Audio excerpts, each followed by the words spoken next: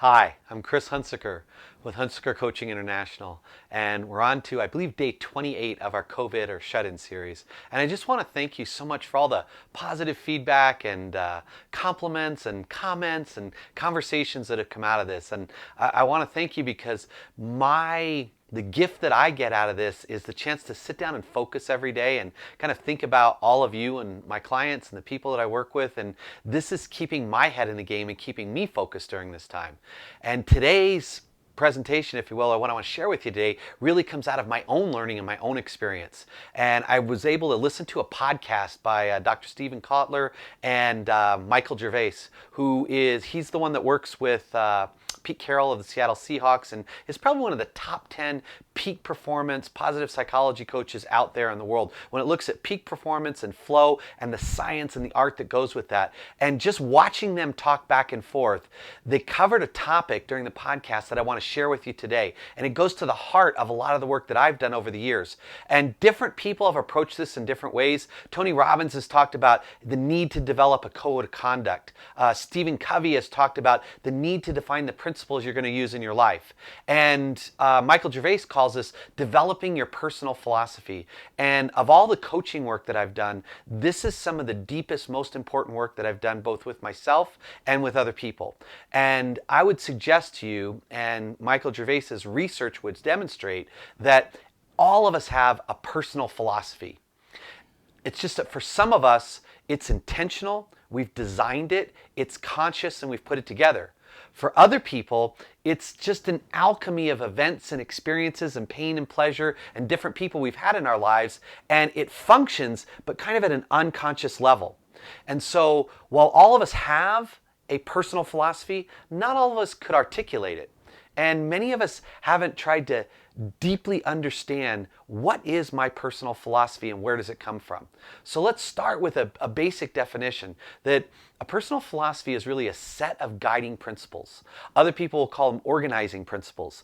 It's the whole premise behind the book that Ray Dalio wrote called Principles, where he outlined the principles that he discovered through pain and trial and error that guided his creation of one of the greatest hedge funds out there. He's a brilliant man, and even he, with all of that talent, needed to go through trial and error and experience to build what was his personal philosophy. What were the principles that drove him? So think of your personal philosophy as a set of guiding principles. Now these guiding principles inform everything you do. Your principles, your guiding principles, guide your thoughts. They guide the thoughts that you think. They guide your words and everything that you say. And they guide your actions, how you show up in every area of your life. To quote Dr. Gervais, he said, the principles you hold dearly inform the thoughts that you have, the words that you speak, and the actions that you take. When your philosophy is set up and it's intentional, or if it's set up and it's unintentional, it really doesn't matter. Your philosophy, those principles form pillars, boundaries, or guidelines for your life. And as you seek goals, as you deal with stress, as you experience difficulty, pain, pleasure, all that life has to offer, these principles are what bounces you off. It's what guides you back. And it always brings you back to the center of who you are. Who is your personal philosophy? What are your guiding principles? And when you get intentional about those, when you become very aware of what those are, then it allows you to really put those stakes in the ground and define, this is my personal philosophy. Now, when your thoughts and your words and your actions are all lined up, man, that's really good. That's when you are most powerful. There's no internal conflict. There's no push me, pull me. There's no like go forward and go back. And it's almost like when you're driving with the brakes on. I think all of you have had that experience. And when we get out of alignment, that's when we experience pain and fear and anxiety, is when our thoughts and our words and our actions aren't in alignment with who we are. Now, I want you to think of it this way. Think of three pieces or three layers of the life of fulfillment, of the art of fulfillment. So up here we have our purpose, right? This is why we're here on earth. You know, what is it that we're about? What is it that really drives us for where we are? And then down here we have our goals and the outcomes and things we want to produce. In the middle is what we think, what we say, and what we do.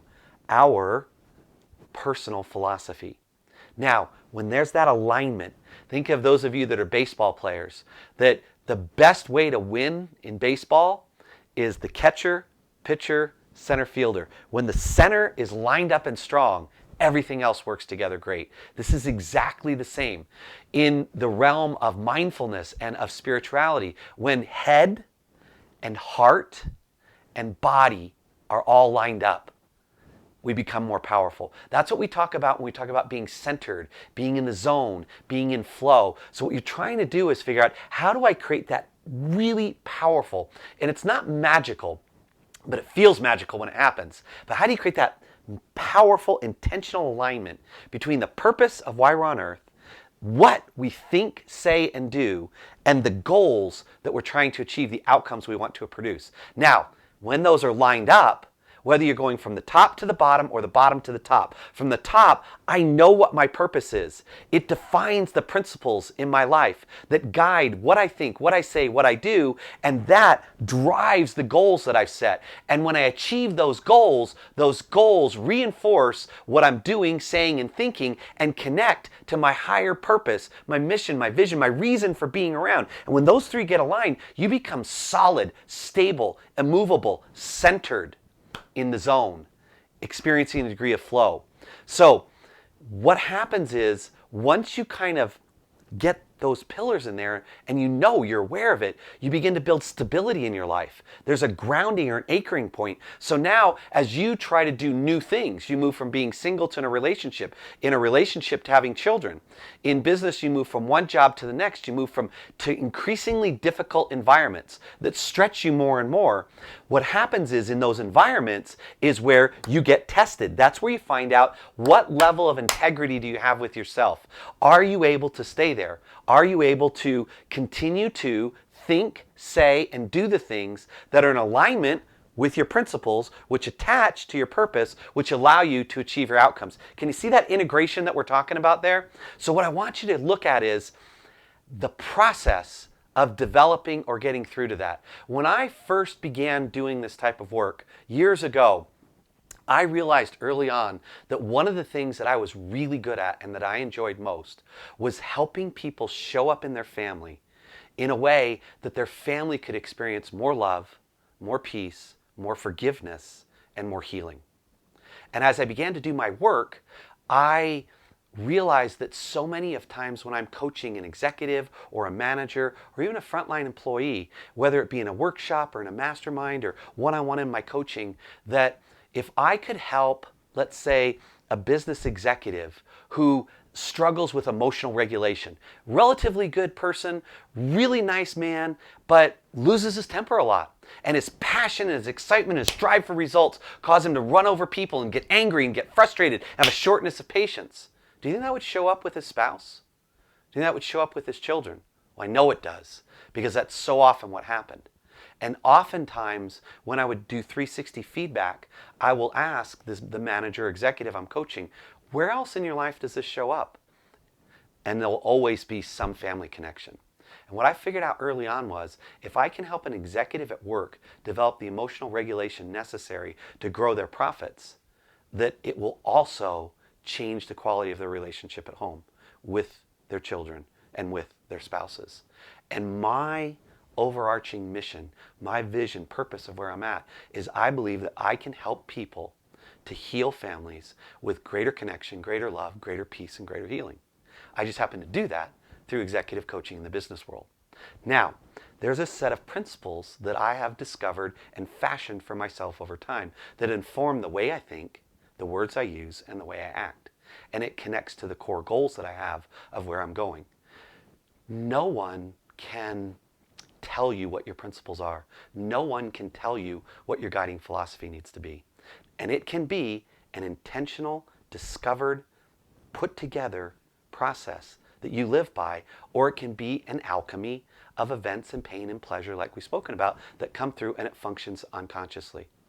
During this COVID time, where we have some extra time, what I'm going to encourage you to do is dive into a process of self-discovery and begin to look at ways that you can uncover what is my unconscious guiding philosophy? What are my principles? Where did they come from?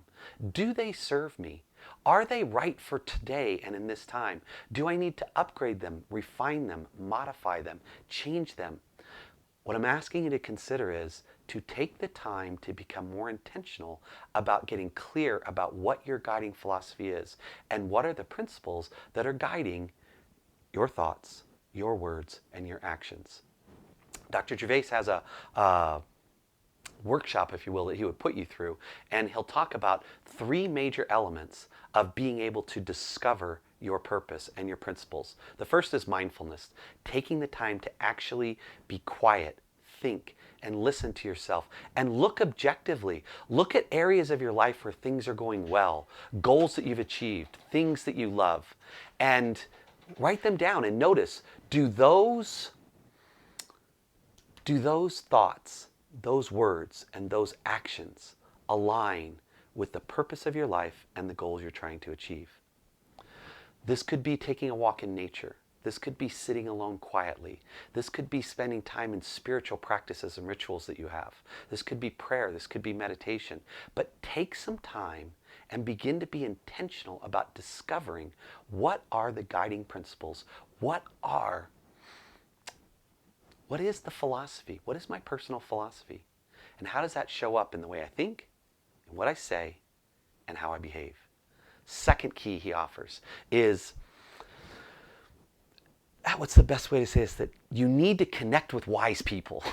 Now, not all of us have access to a really great wise grandfather or grandmother. Not all of us have access to that CEO who's just an amazing woman and she's able to really mentor and talk to you.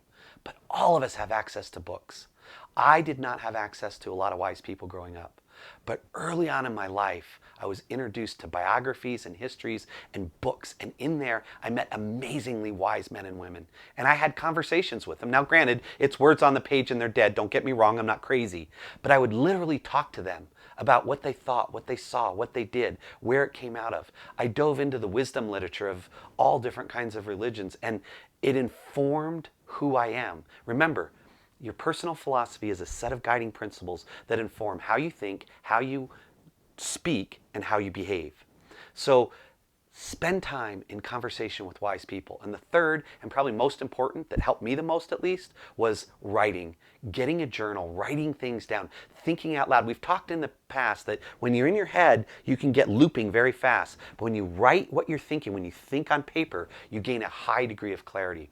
This would be a great time to write down and just spend some time in reflection. What are my guiding principles? How do they inform what I think? How do they inform the way I speak and the words I use? And how do they inform the actions that I take? And then work both backwards and forwards through that and start writing out, what do my guiding principles need to be?